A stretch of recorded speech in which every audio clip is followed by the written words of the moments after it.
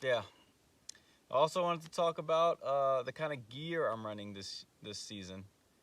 Um, Pretty much just a quick rundown. I'm not gonna get too in depth into it. Maybe I'll make another video that's more in depth on certain parts of my gear. But pretty much, I got Cabela's. I think it's Cabela's camo. Pretty basic stuff, nothing fancy. This pants and the shirt cost maybe like 80 bucks. Not too expensive. Some Under Armour light use boots. As far as archery gear goes, I still have my Torx, but fully kitted out now. So I'm using Day 6 arrows.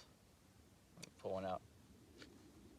I'm using Day 6 arrows tipped with Grim Reaper Pro Series 3-blade mechanical heads. So these fly great. I know a lot of people say like, oh, don't use mechanical, use fixed. And I really did want to use fixed this year, but I don't have the capabilities to really fine tune my bow to shoot a fixed blade broadhead. Really all I can go do is go to a shop, paper tune a fletched arrow, and then I would have to go pretty much to the range, shoot some broadhead arrows, make adjustments to my rest, but then that might throw off everything else in my setup. So for me, I just didn't think it would be ethical, or even it just wouldn't be possible for me to tune my bow and arrows with a fixed blade broadhead. And if I couldn't tune my bow and arrow with that, I didn't think it was going to be ethical to go out and hunt. So I threw on mechanical. Some people may say it's lazy, and it kind of is a little lazy in a sense, but I feel much more confident shooting shooting my arrows now. My mechanical tipped broadhead, my mechanical broadhead tipped arrows fly right with my field points pretty much. They group pretty much in the same spot, so I feel very confident, taking a shot on deer out to like 60 yards with these. Um, I feel fine. So maybe next year I plan on getting, my own equipment to tune my bow. I just bought a target to use so I can just go out, wherever and shoot. Um, and yeah, next year I plan on tuning my bow with a fixed blade broadhead and getting it real dialed in. But as far as this year, I just don't have the time. I don't have the facilities to do it. So mechanical it is. Still got on the tight spot pivot 2.5 quiver. I love this quiver. I have nothing bad to say about it. I love how I can set it up on my bow exactly how I want it. The head with the gripper being independent of each other. You can get this to work just the way you want. The only gripe I really have with this is I have a Hamskea rest, and the Hamskea core, it kind of rubs up against the gripper of the quiver. It's not great. It kind of prevents either. It's weird. Either I can move my quiver out all the way out, and then I won't have a problem with this little cord. But then, like whenever I shoot, I hear like a little twang every time I shoot coming from the cord. Versus when I put the gripper in a bit, it prevents the blade from falling all the way down, or at least resting in the fully down position, but it eliminates that twang. So yeah, the way I have it set up, my cord's kind of being impacted by the gripper. The tongue doesn't depress all the way down at a rest position, but I haven't noticed any negative effects on my arrow flights. My arrows fly fine, honestly. So it's just something I'll have to look out for in the future, that as I shoot, hundreds, maybe thousands of arrows, that the cord right here for the limb-driven rest cord might eventually wear out and snap. But I mean, I'll just buy a new one. I'll call Hamskea and order a new one. This one's lasted me 4 months now, and probably taking 30 shots a day, and it still seems like it's in good condition. So fine.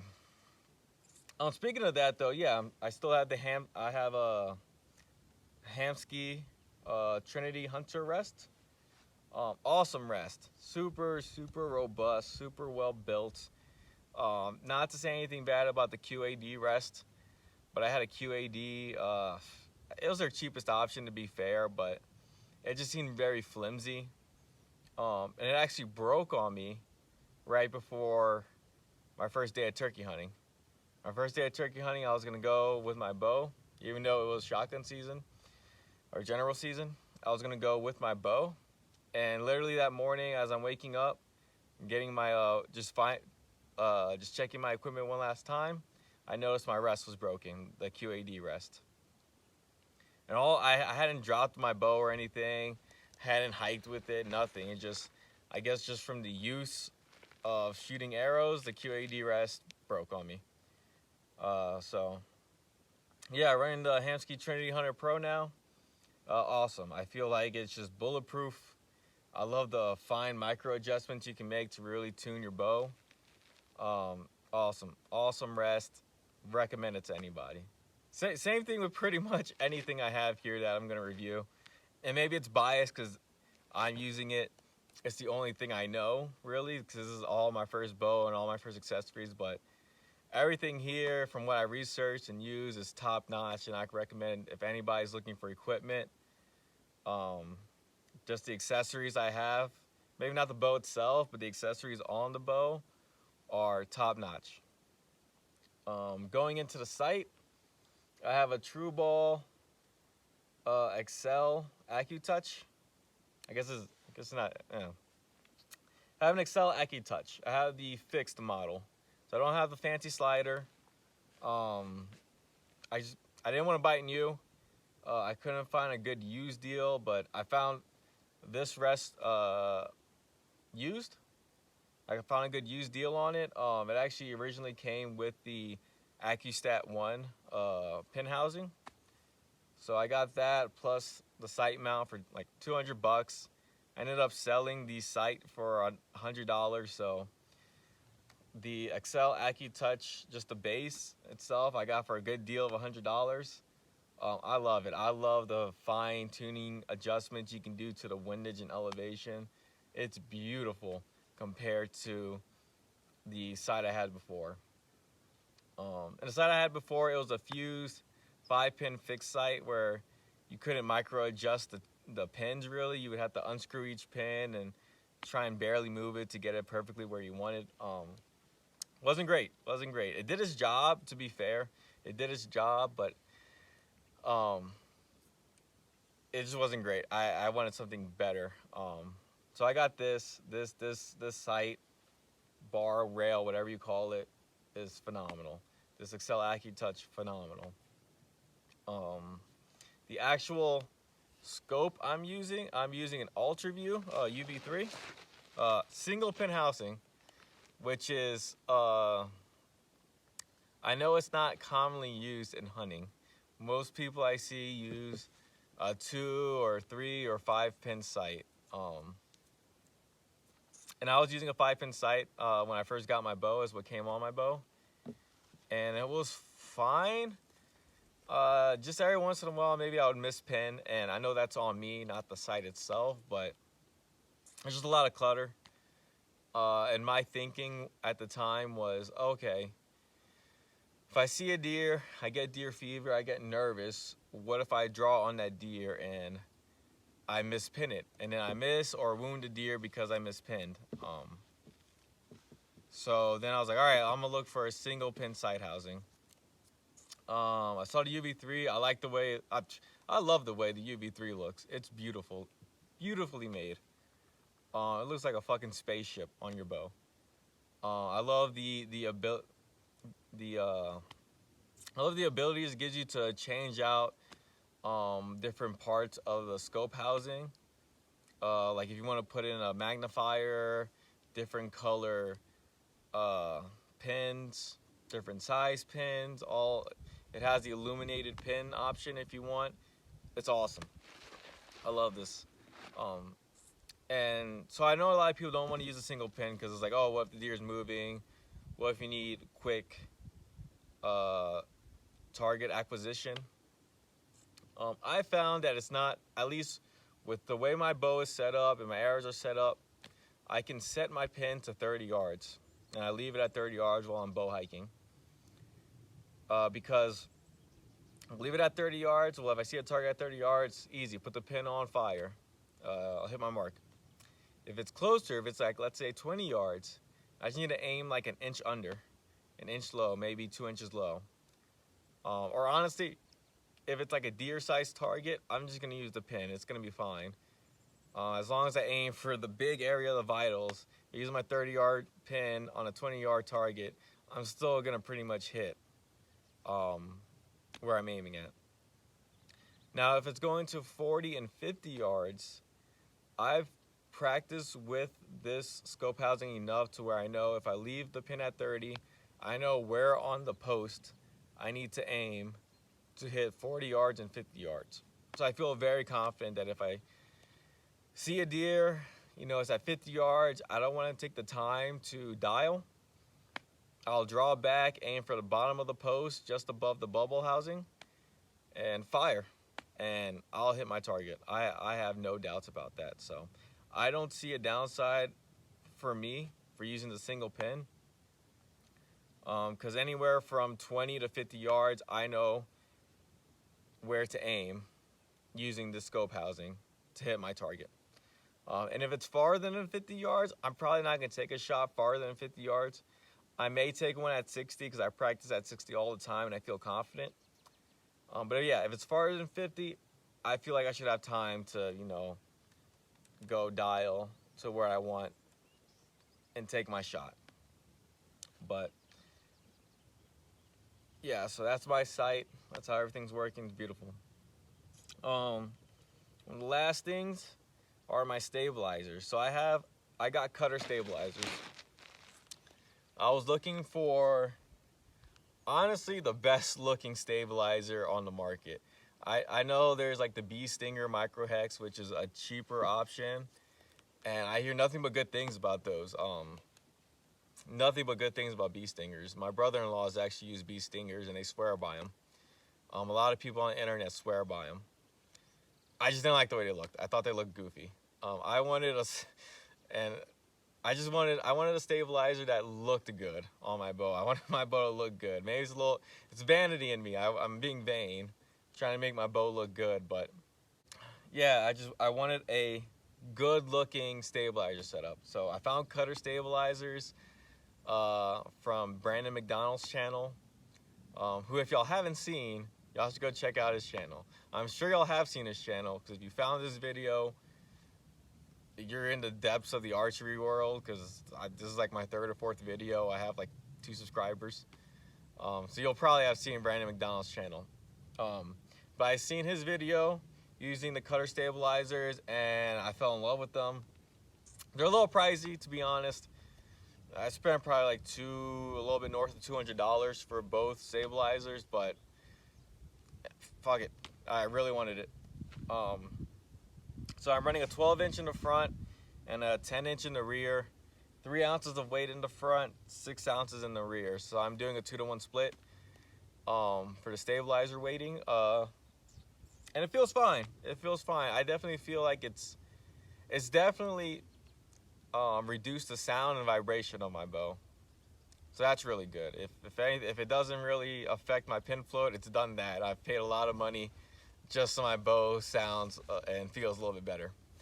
But I do notice that it holds well. It holds better than if the stabilizers aren't on it. So I really love these stabilizers. I'm actually thinking about getting their 15 and 20-inch options and just playing around a little bit with those and seeing how that can affect you know, my shot. Maybe I'll make it more accurate. I have the 12-inch right now.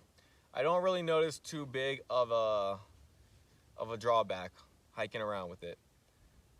Because to be honest, when I'm hiking, like walking in from my car to wherever I'm going to my glassing knob, I don't have my stabilizers put on. I have them in my backpack. My plan is that if I'll walk around just with the bare bow. If I see an animal that walks out within 20-30 yards of me, I'm fine taking a shot out to 60 yards without my stabilizers. I feel confident in it. I just feel more confident with my stabilizers. So when I'm hiking around, I don't have them on. I have them in my backpack, so I don't notice them at all.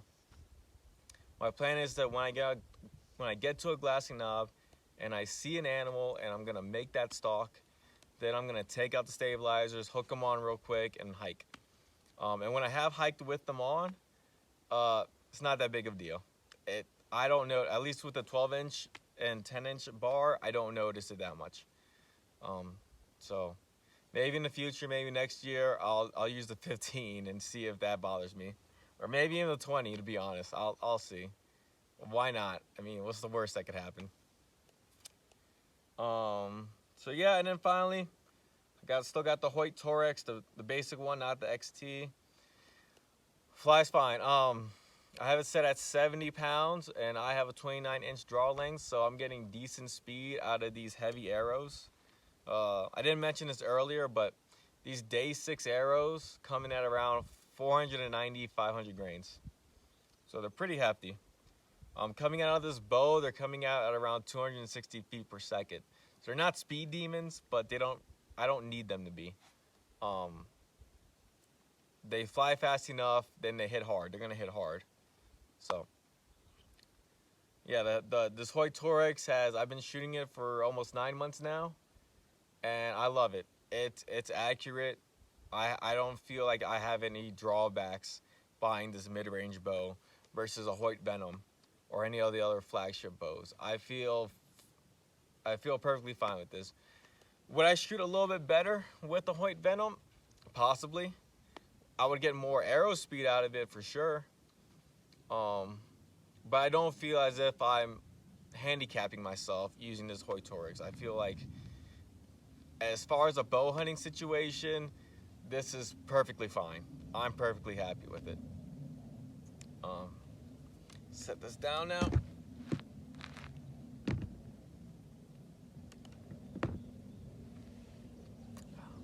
Last thing about my archery gear, I'm still using the Spot Hogg Wise Guy. Still set to a featherweight trigger. I love it. This is a great release. I've only ever had index releases. Actually, this is only my second index release. My first release was my brother-in-law's that he let me borrow. It was like the $20 True Ball caliper release, which is okay. I had really no complaints with that release either, but this one just feels much better. I have used a friend of mine's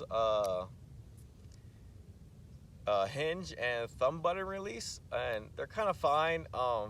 I've used them very infrequently, so of course I'm not going to shoot them as well as I shoot this, because I shoot this every day, but they're fine. I do like the draw cycle on a handheld release, but just having this strapped to my wrist all the time, not having to worry about it, being able to flick it back and have my hands free was great. I love this release. Y'all should get it. Get it, punch the trigger, just like Cam Hanes. I punch the trigger, not saying I'm as good as Cam Hanes, but I punch the trigger, and having this being able to set this as light as it can go, as light as possible, makes punching the trigger a breeze. I know I'm gonna get hate on that for punching the trigger, but I don't care. I punch the trigger, I shoot fine with it. I'm still shooting 3-inch groups, 2-3-inch groups at 70 yards, whatever. Moving on. So my phone overheated and it stopped recording, so had to take a break, cool down my phone. In the meantime, the bow's gone, bow's packed up, so you don't see it anymore. But what I wanted to talk about lastly about my setup is my bino harness. This beauty right here. This is a marsupial fully enclosed bino harness. And I'd been looking for bino harnesses for a while. It was between going with a cheaper option like the Vortex Glass Pack, which I hear is, good, does the job. But then I was looking at some of the higher end options like the Marsupial, the Alaskan Guide Pack, Vortex's Guide Pack, a couple other options. But to me, kind of in the same vein of the stabilizers, I thought this Marsupial Vinyl Pack looked the best. So it was kind of like one of the main reasons I got it. I thought it looked awesome. It's very form fitting. What's the word? It just looks very like well designed. It's not baggy. It's not floppy. Everything looks very like functional and purpose built. Very tight, very precision made. And I'm not saying the other vinyl packs are like that or aren't like this.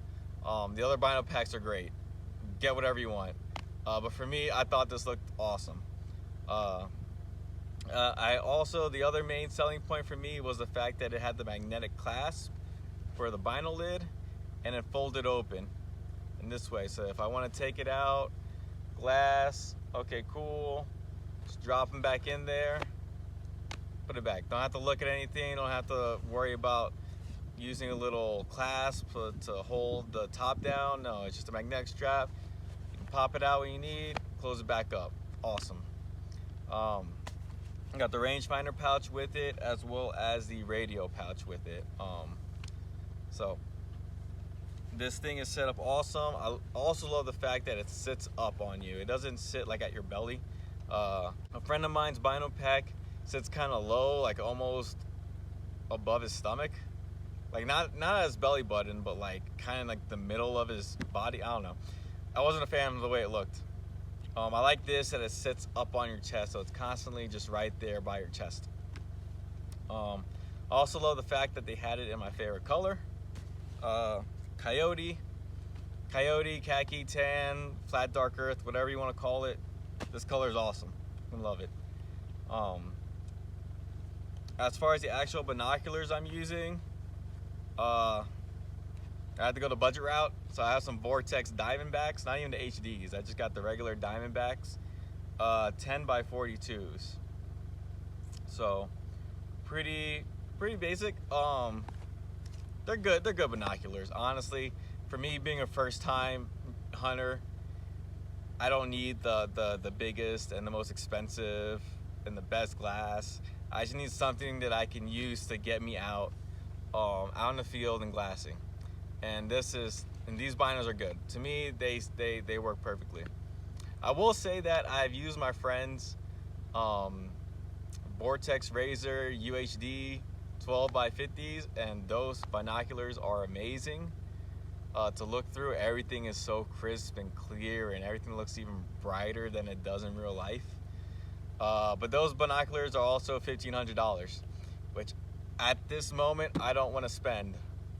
If Vortex wants to send me some binoculars to test out and rep them, reach out to the Hispanic community, I'm your boy. But yeah, until then, or until I save up enough money, these Vortex Diamondback 10x42s are good. This is what I'll be using for at least the next year. Maybe next year I'll upgrade to the Vortex, to the Diamondback HDs. We'll see. But yeah, it's fine. I don't actually have a spotting scope. I won't be using a spotting scope this year. Again, on the budget side of things, I just don't have the money right now to buy a spotting scope. But I do have a tripod that I'll mount these binoculars onto, so it should be fine. I think it should be good enough. The country that I'm in, it's a lot of hills. Everything's broken up by little foothills and mountains, so you really can't even glass that far away. Maybe most you can glass is like 2,000 yards.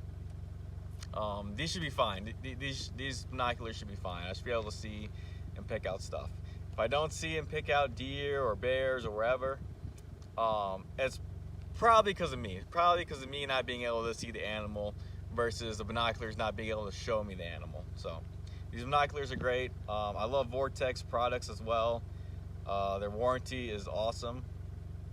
That's the main reason I got Vortex versus other brands. I just love their warranty. They're just VIP warranty. Just if anything happens to your binoculars, you can send them in, they'll fix them. even if you aren't the original owner, you can still send them in and fix them.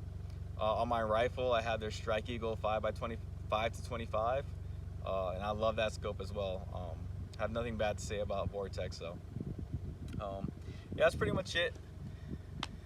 That's all my gear that I'll be using this year. Oh, except for my rifle. I didn't bring my rifle out here today because I just didn't. I was already hiking with my bow. I wasn't gonna bring my rifle with me too, even if it was just for the video. But I have a Tikka T3X CTR rifle, chambered in 6.5 Creedmoor. Super accurate rifle. Love the way it shoots. Feel super comfortable with it. Like I mentioned earlier, I have a Strike Eagle 5-25 scope on it, which I love. The only downside about that rifle is it is heavy. It's over 10 pounds. It's maybe close to 12 pounds. That Tikka CTR stock is pretty heavy. Combined with the receiver, the 24-inch barrel, and the scope, it's a heavy package. So I'm gonna use it for rifle season. I'm not gonna only hunt with my bow. When it's rifle season, I'll bust out the rifle because it's gonna be easier to bag a deer with that. But yeah, I don't have it right now. Probably closer to rifle season or whenever I go, just to verify that my zero is still holding on my rifle. I'll make a video with that. But yeah, that's my gear for this year, for the 2021 hunting season. Hopefully it helps me in accomplishing my goal of getting my first deer. I could give a shit if it's a 4-point deer or a 5-point deer. I give a shit if it's a 4x4 mule deer or 5x5. If it has forks and it's legal, I'll be happy with that. I have a tag that'll let me take a doe, and so even if I get a doe, I'm probably gonna mount it, which you don't see very often. I don't think I've ever seen anybody mount a doe, but if I shoot a doe as my first ever big game kill, I'm mounting that deer. I don't care, just to pay respects to it and as a memory. I'm gonna do it. But yeah, we'll see. I don't know how long this video is gonna be after I edit it. I think in raw footage time, I'm up to like 30 minutes. So we'll see how this turns out. This might just come off as a long stream of consciousness. For those of you that sit through it, I really appreciate it. If you could go give me a like, hit the subscribe button, leave me a comment saying, oh, this video's too long, you talk too much, you shouldn't punch the trigger, yeah, it's unethical, you can't shoot, whatever. If you want to talk shit, go for it. Leave me a comment, I'll reply. I'm not gonna talk shit back, I'll just answer, whatever. But yeah, I look forward to seeing you on the next video. Laters.